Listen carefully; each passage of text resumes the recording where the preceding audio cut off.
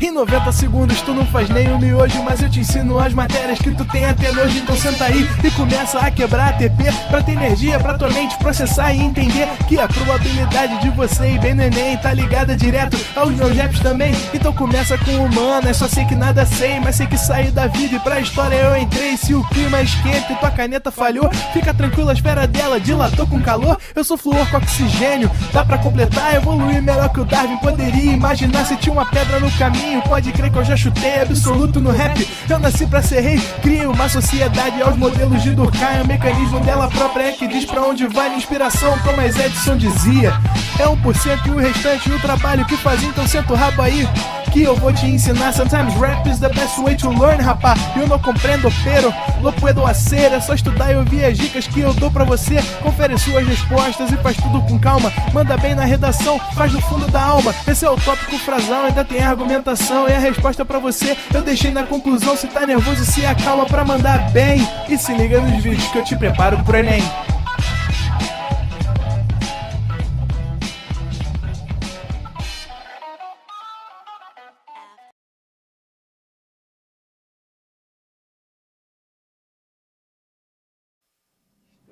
Estamos ao vivo.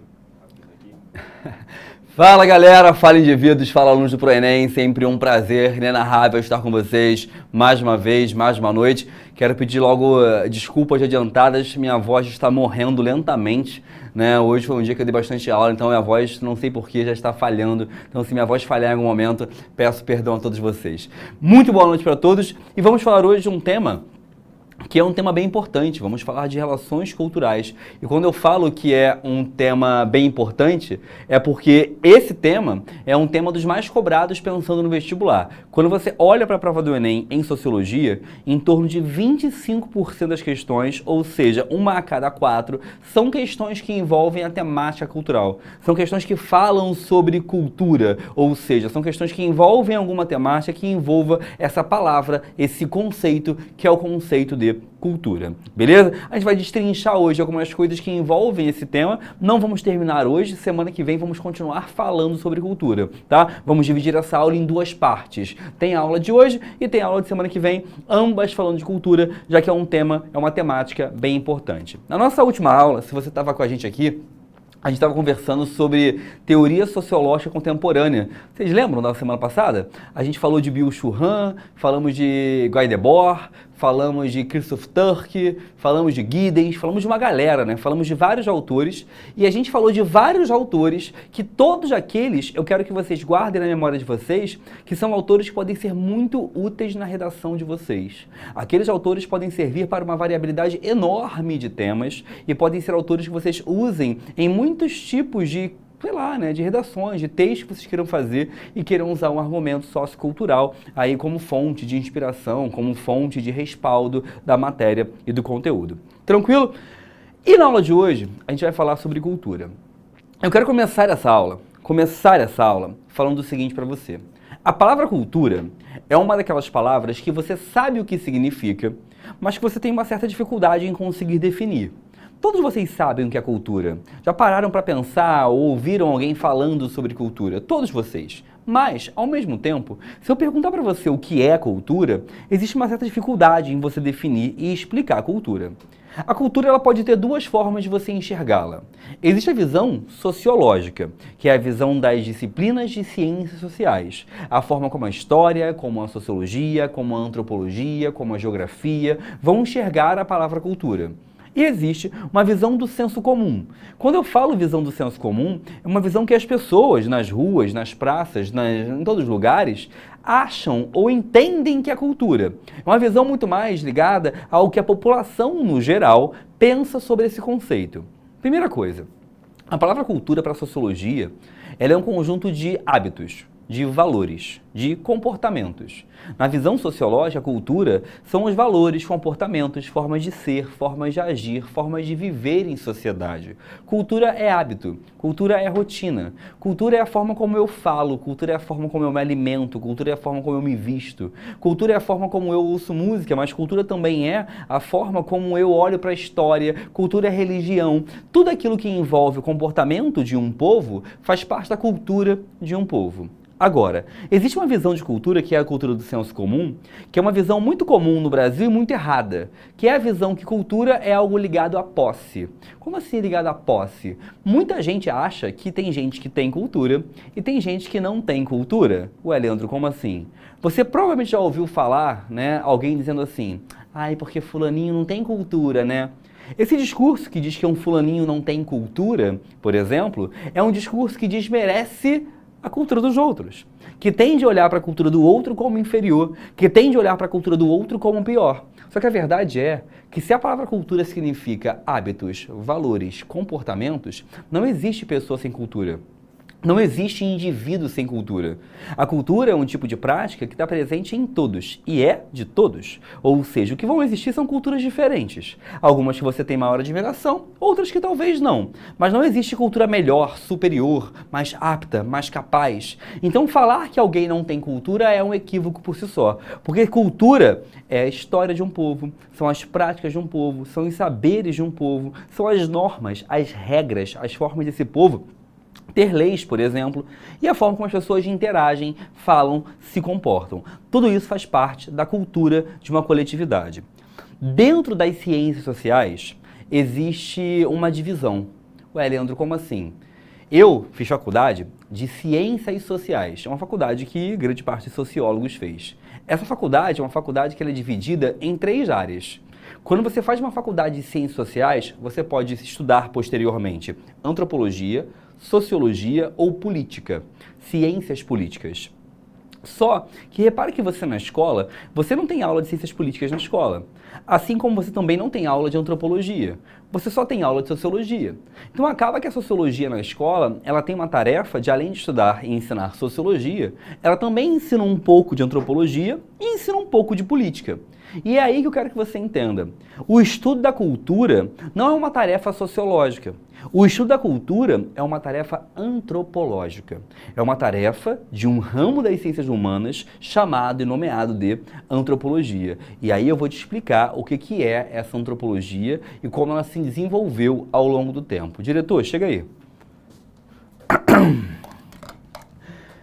Olha pra cá, galera. Presta atenção numa coisa. Sempre que eu falar com você, sempre que eu falar com você sobre essa disciplina chamada antropologia, eu estou falando com você sobre uma coisa muito específica. A antropologia é uma disciplina que ela vai estudar e ela vai tentar entender as culturas humanas.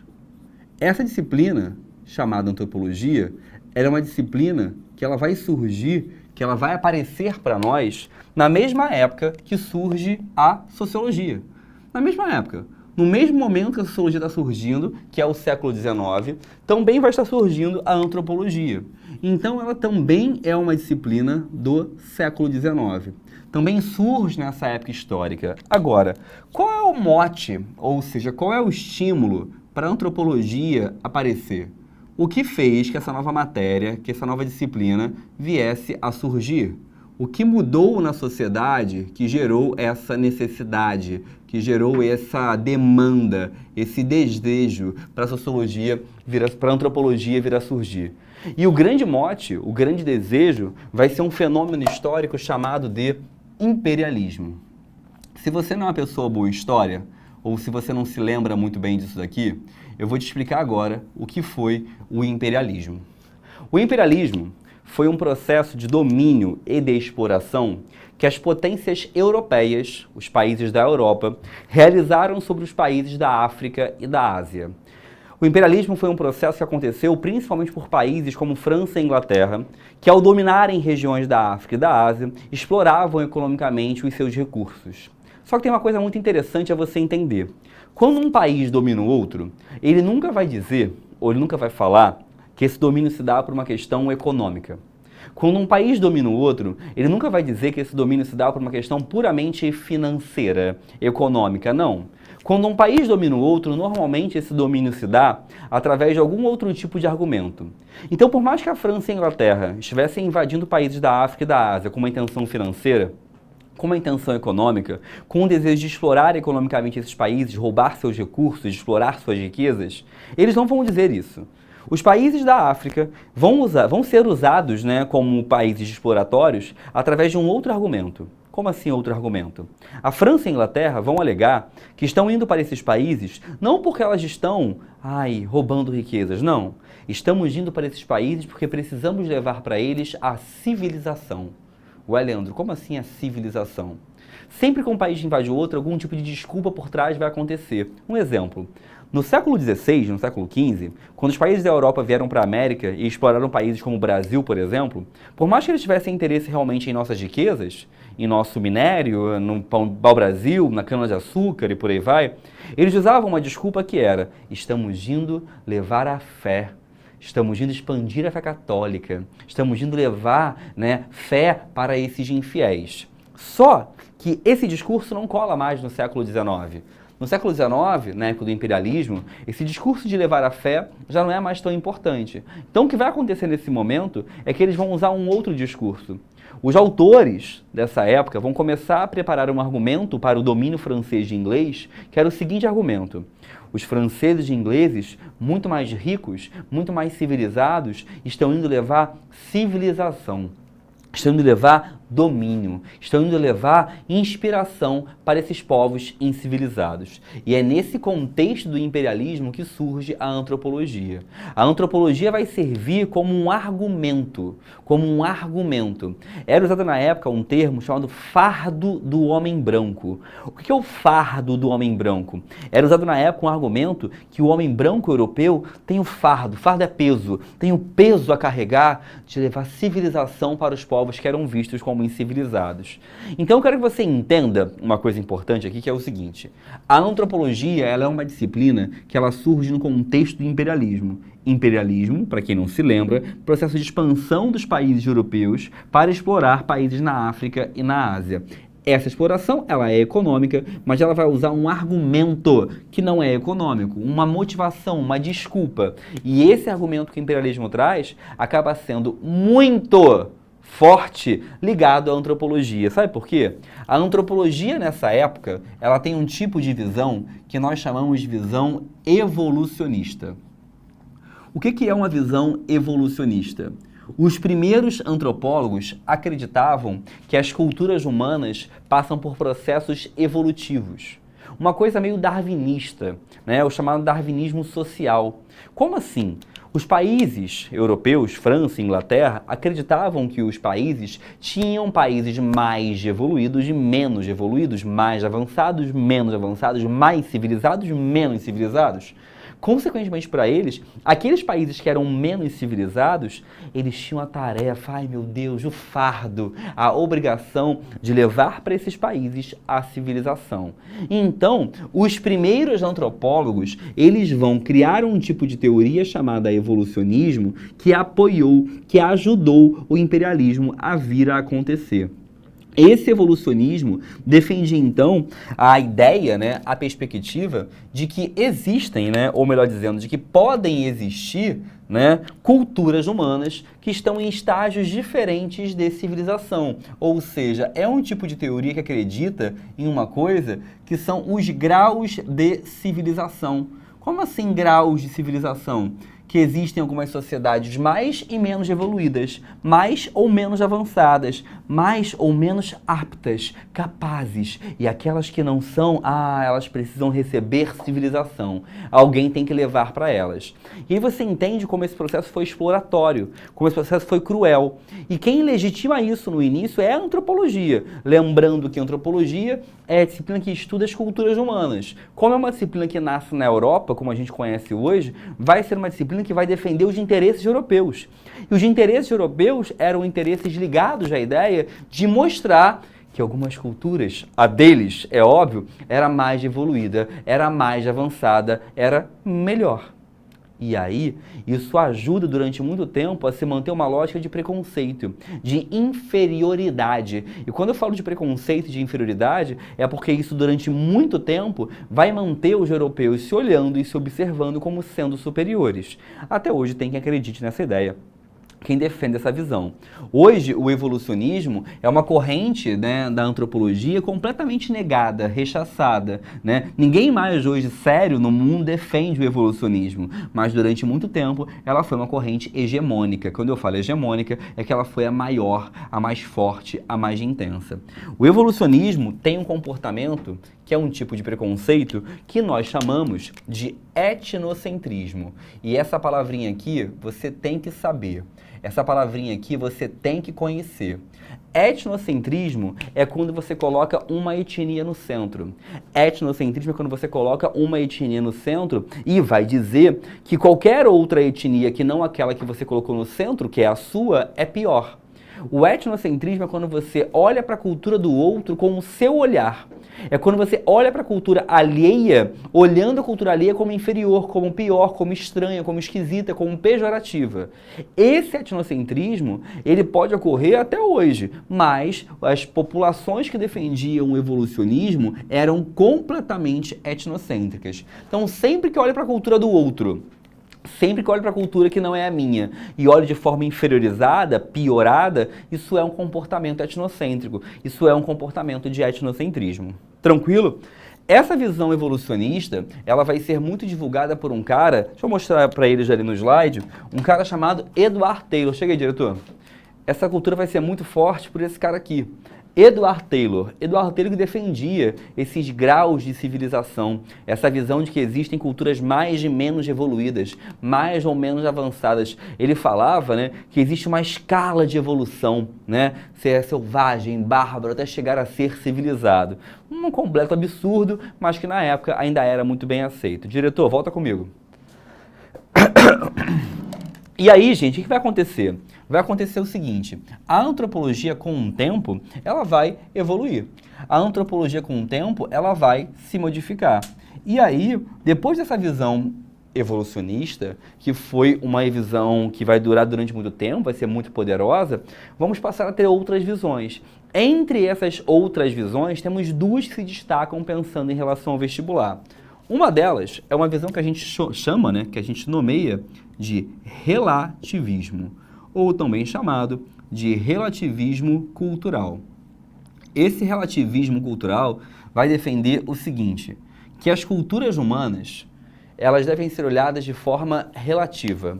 Como assim de forma relativa? Vai se defender uma ideia, vai se defender uma postura de que as culturas humanas, elas não são melhores ou piores. Quem cria essa ideia, quem defende essa ideia do relativismo, vai ser um antropólogo chamado Franz Boas. Franz Boas, né? O Franz Boas vai ser um cara que vai dizer assim, olha, não existe cultura melhor ou pior. O que existe são culturas diferentes, e essas culturas diferentes devem ser analisadas sozinhas. Quando eu comparo uma cultura com a outra, eu não estou levando em consideração todo o histórico daquela cultura, tudo aquilo que ela representa. Um exemplo, se eu comparar uma cultura, por exemplo, indígena do interior da Amazônia com, sei lá, a cultura norte-americana, beleza? É óbvio que você pode olhar para a cultura, por exemplo, que é a cultura indígena e pensar, ah, eles são mais atrasados, né? Poxa, eles não têm internet, eles não desenvolveram, por exemplo, meios de comunicação. Você pode pensar dessa maneira. Ou você pode pensar o seguinte, qual das duas culturas lida melhor com a questão da natureza? Qual das duas culturas é mais avançada em relação à individualidade? Quais das duas culturas tem maior senso comunitário? Qual das duas culturas tem maior noção religiosa? Qual das duas culturas tem, por exemplo, melhor laço familiar? Qual das duas culturas é mais feliz? Que seja. Ou seja, os critérios para decidir o que é uma cultura avançada ou não podem ser somente tecnologia. Não podem ser simplesmente questões como internet ou meios de comunicação. Então é isso que o Franz Boas está dizendo. O Franz Boas está querendo mostrar o seguinte, que a cultura ela é variável. E quando eu falo que ela é variável, é porque ela se modifica. E aí você pode pensar, Leandro, esse relativismo aqui é igual dos sofistas lá? Não. O relativismo dos sofistas era dizer que não existe verdade. Era uma relativização da verdade. Aqui é uma relativização cultural, ou seja, tentar mostrar que nenhuma cultura é melhor ou pior, que as culturas são diferentes. E quando a gente fala diferentes, não é serem diferentes porque, elas são diferentes, mas pode ter melhor e pior. Não, é ser diferente ao ponto de a gente acreditar e de a gente entender que elas vão ter histórias, comportamentos, variações, formulações diferentes. Então uma cultura que é completamente diferente da nossa pode ter comportamentos talvez muito melhores que a nossa em outras coisas. E isso é tudo bem, porque são visões diferentes da mesma realidade. O Franz Boas falava de uma coisa, né, que ele chamava, né, de particularismo histórico. O que é esse particularismo histórico? Ele falava que as culturas humanas, né, elas devem ser analisadas sem você comparar ela com outras culturas. Um exemplo, uma coisa que eu acho divertidíssima, é quando alguém vai falar do Brasil e fala assim, porque na Europa, né, na Europa é tão diferente. Porque os países, sabe, a Suécia, por exemplo, porque a Dinamarca. Gente, Brasil, Dinamarca. Olha o tamanho do Brasil, olha o tamanho da Dinamarca. Olha a história colonizadora que o Brasil sofreu, ser colonizado. Olha a Dinamarca. Olha onde o Brasil está localizado no mundo. Olha a Dinamarca. Então não são países comparáveis. Não dá para fazer comparação. O ponto que ele vai dizer aqui é que não dá para comparar. Cada cultura vai ser estudada a partir de si mesma, com a sua particularidade histórica. Ele é um cara, o Franz Boas, que nega, vai contra o que ele vai chamar de método comparativo. O comparar de culturas para ele é algo errado, é algo que deve ser evitado, é algo que não deve ser feito, tá? Uma pergunta aqui é da Axa Marques, perguntou assim, como você poderia identificar as relações culturais de um povo? Axa, as relações culturais de um povo são as formas como esse povo se manifesta coletivamente. As danças, as festas, o idioma, os esportes que pratica, a religião que cultua, né? Então é uma questão de observação, né? Para você saber qual é a cultura de um povo, você tem que olhar como aquele povo se manifesta coletivamente, né? É você pensar, por exemplo, no Brasil. O Brasil tem dezenas de manifestações culturais, desde as mais famosas, como por exemplo o Carnaval, como por exemplo o Frevo, como por exemplo qualquer outra que você possa pensar aí ao longo do país, né, como o axé na região verificada ali da Bahia, ou você pensar, por exemplo, as músicas tradicionais gaúchas, as músicas sertanejas, tudo isso são exposições culturais, são modelos culturais, são identidades culturais de um povo, tá? Olha pra cá, que a gente vai falar de uma outra coisinha. Depois que você entendeu o que é evolucionismo, e entendeu que o evolucionismo ele é o início da antropologia, que era o início ligado a muito preconceito, uma visão muito etnocêntrica, que acreditava em culturas melhores ou piores. Depois que você entendeu que existe um segundo momento, que é o relativismo, relativismo já ocorre no início do século XX, tá? 1905, 1906 e por aí vai. Você começa a perceber, e você começa a ver que tem uma mudança na visão da antropologia se comportar. E vai existir ainda uma terceira visão cultural. Essa terceira visão cultural, ela não é uma visão, como aqui nesse caso, que uma é contra a outra. A visão que eu vou te falar agora é uma visão que a gente chama, que a gente nomeia de estruturalismo. E os autores estruturalistas, né, eles não são autores que são contra o relativismo. Pelo contrário, os autores estruturalistas concordam com o relativismo, apoiam o relativismo, mas são contra o evolucionismo. Então eu vou repetir. Aqui, quando eu comecei a falar com vocês, eu falei do evolucionismo. Depois eu te falei do relativismo. O relativismo e o evolucionismo são antagônicos. Eles não são semelhantes. Um é diferente do outro, um é contra o outro. Aqui no estruturalismo, não é dessa maneira. O estruturalismo, ele é contra só o evolucionismo, mas os autores estruturalistas concordam com o relativismo, ou seja, concordam com a ideia de você ter culturas variadas, diferentes, relativas, todas serem válidas, e concordam com a ideia que cada cultura tem o seu particularismo histórico de formação. Mas, entretanto, eles falam de uma nova coisa. Esses autores aqui, estruturalistas, eles vão defender uma coisa que é a existência, segundo eles, de estruturas humanas. O que é essa existência de estruturas humanas?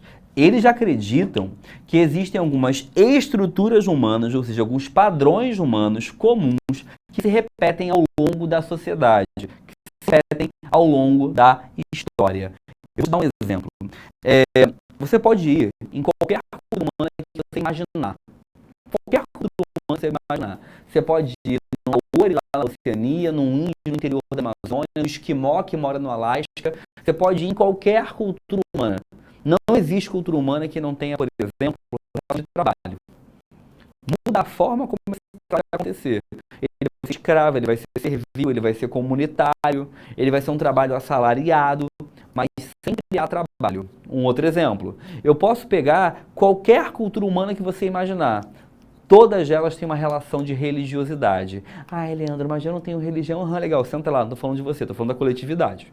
Né? Não existe sociedade humana que não fale de religiosidade. Vai mudar. Pode ser uma sociedade que tenha só um Deus monoteísta, ou uma sociedade que acredite em vários deuses, uma visão politeísta, ou uma sociedade que acredite em relações, por exemplo, como deuses não humanos, não da natureza, que seja. Mas não existe sociedade que não fale sobre religiosidade.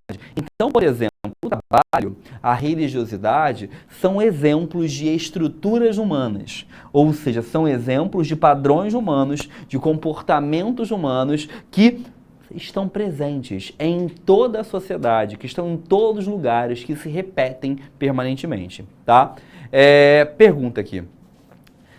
Nadine perguntou assim, professor, o que seria essa desnaturalização da visão relativista? Repara uma coisa, Nadine, uma coisa natural é uma coisa que você está acostumada, certo? Você fala assim, isso aqui é natural para mim, quer dizer que eu estou acostumado com isso.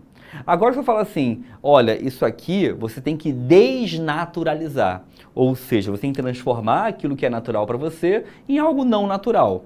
Então o ponto é você perceber que essa visão relativista, ela quer que a gente olhe para a cultura do outro e tente, né, desnaturalizar a nossa. Ué, Leandro, eu não estou entendendo. Repara, quando você olha para culturas alheias da sua, diferentes da sua, é muito comum você olhar para elas e achá-las piores, estranhas, esquisitas. Poxa, que povo estranho, o que eles fazem? Mas repara que a nossa cultura também pode ser vista assim. Então, se você, por exemplo, come carne todos os dias, você vai falar, poxa, Leandro, normal, minha cultura é essa. Fale isso para o indiano, ver se ele vai gostar. E se você, por exemplo, olha para o chinês que come gafanhoto e pensa, que povo esquisito come gafanhoto, será que não é esquisito você comer, por exemplo, frango? Comer peixe? Comer coração de galinha, onde cada coração é uma galinha? Será que não é estranho você, por exemplo, comer uma série de outros alimentos que a gente tem no nosso cotidiano? Então o ponto é a gente tentar desnaturalizar, olhar para as coisas e não naturalizá-las, achá-las normais. Porque quando você faz isso, você para de achar essa cultura melhor. Você começa a perceber que as culturas são diferentes. Elas são estranhas. Elas têm essas coisas. Eu estava outro dia conversando com um amigo meu, a gente estava tentando elencar, assim, né, escrever tudo que a gente tem na nossa cultura, que é muito estranho, mas que a gente se acostumou, que a gente normalizou, que a gente considera amplamente normal. E repara, tem muita coisa na nossa cultura que é bizarro, mas que é algo que a gente naturalizou. Exemplo, se eu te falar que na nossa cultura tem um local onde você pega alguns guerreiros, alguns lutadores, você coloca ele em um ringue com 8 lados e fala assim, ó, vocês vão ficar aí até onde vocês caírem no chão e pedir arrego. Vocês vão ficar aí até um ser derrotado. Você vai falar, coisa bizarra, Leandro? O nome disso é UFC, né? MMA. Se eu falar para você que na nossa cultura tem um local onde as pessoas pagam uma quantia econômica, financeira, para poder ir para um espaço e poder levantar pesos. De quanto mais peso elas levantarem, melhor. Para poder modificar, alterar os próprios corpos. Você vai falar, que bizarro. O nome disso é academia. Se eu te falar que na nossa cultura tem pessoas que por conta própria pegam pedaços de metal, passam na própria pele para rasgá-la, o nome disso é se barbear. Ou você, por exemplo, passar uma gilete no corpo. Se eu te falar que tem pessoas na nossa cultura que pegam uma agulha bem fina e passam na própria pele, manchando ela com uma tinta permanente que nunca mais sairá. É uma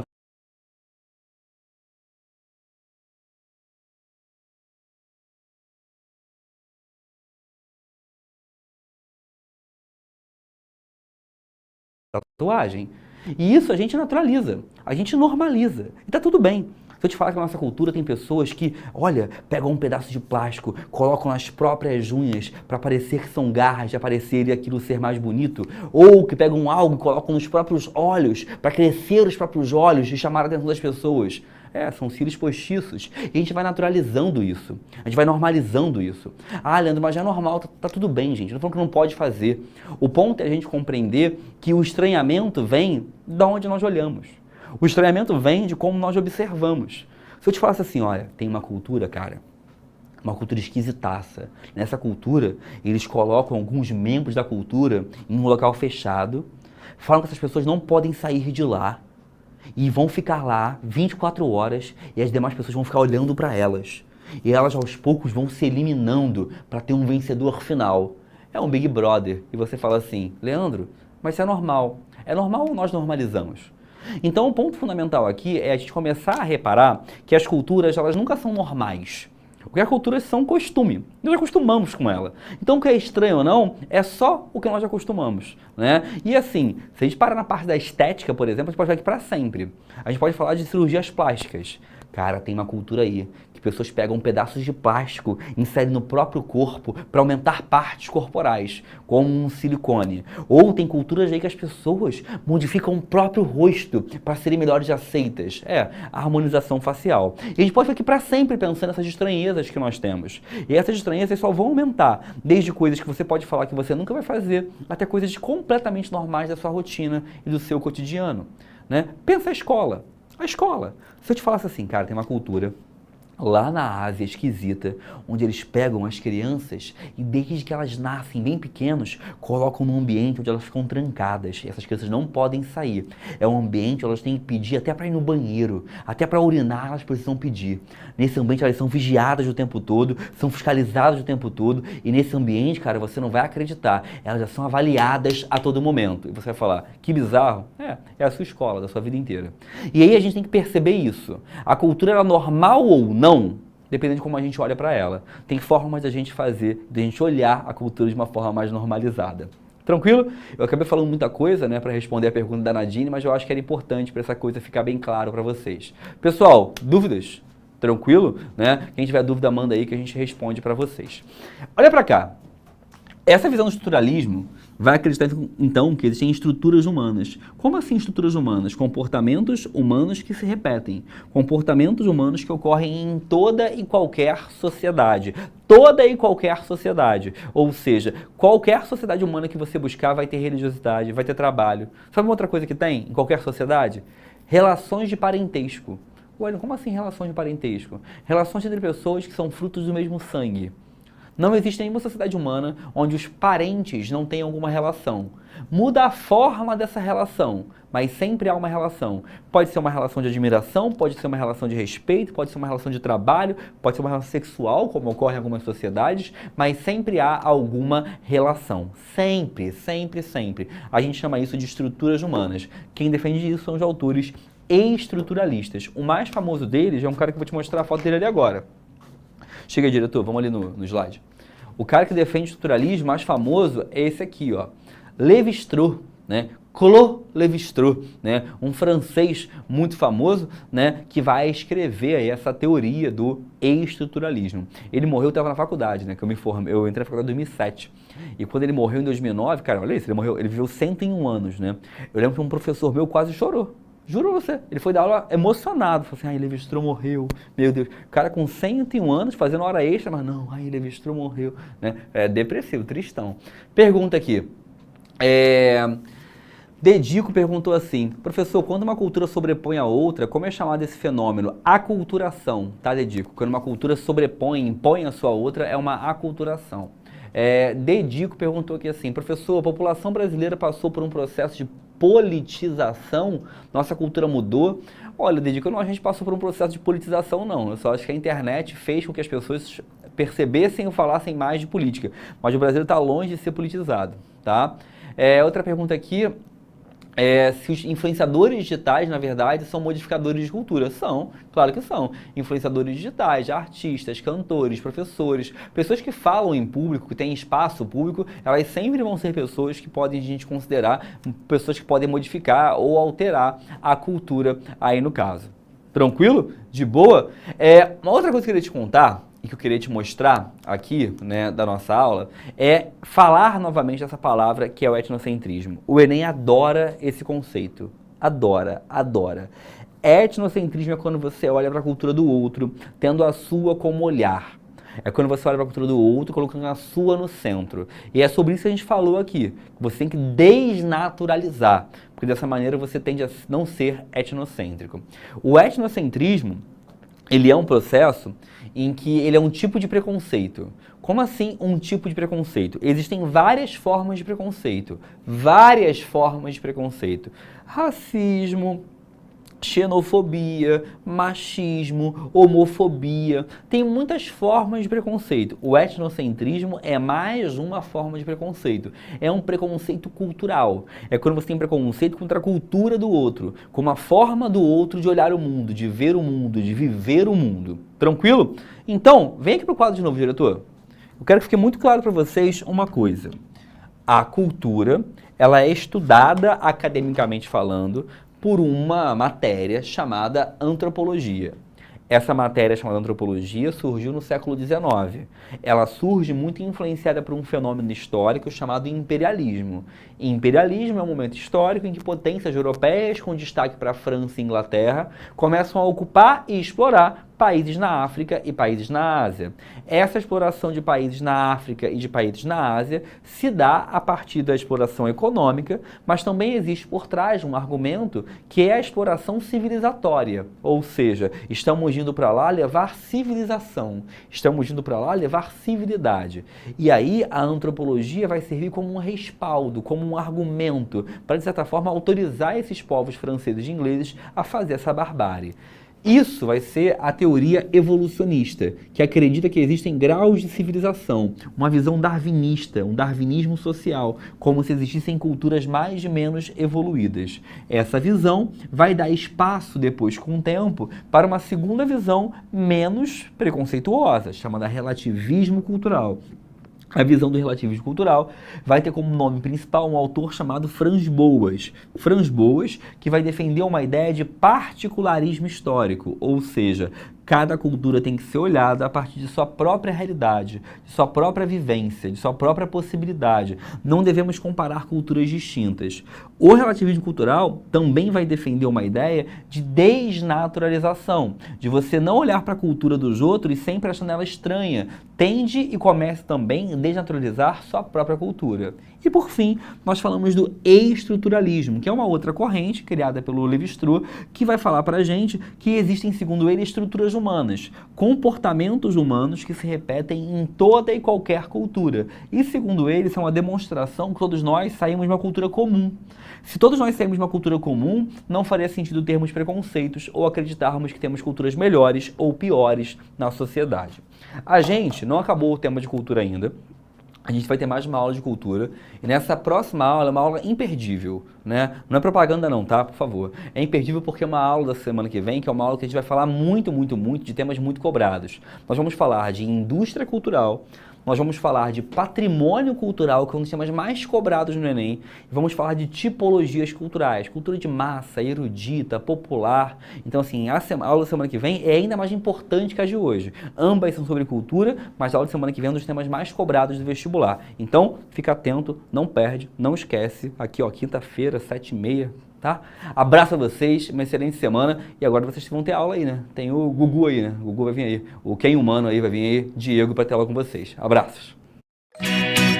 Assista nossas aulas a hora que você quiser. Vem com o Pro, o cursinho online que mais aprova no Enem. Assine em proenem.com.br.